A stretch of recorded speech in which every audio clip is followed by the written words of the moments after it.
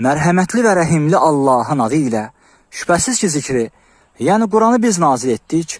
Əlbəttə, biz də onu qoruyacağıq.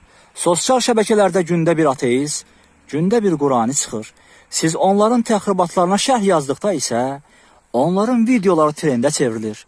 Uca Allah qadağan edərək buyurur ki, Allahın ayələrinin inkar edildiyini və onlara istehza olunduğunu eşitdiyiniz zaman, günahkarlar başqa söhbətə keçməyincə, onlarla bir yerdə oturmayın, yoxsa siz də onların tayı olarsınız. Xülasə, belə videolarla qarşılaşdıqda onu rədd etməli və blok atmalıyıq. 14 əsrdir ki, müsəlmanlar bu dini nə TikTokdan, nə də YouTube'dan öyrənmirlər. Hər bir müsəlman öz dinini Quran və sünnədən öyrənməlidir. Peyğəmbərimiz sallallahu aleyhi və səlləm demişdir, məndən sonra yaşayanlarınız bir çox ixtilaflar görəcəklər. Belə olduğu təqdirdə mənim və Raşidi xəlifələrimin yolundan arxa dişlərinizlə yapışın.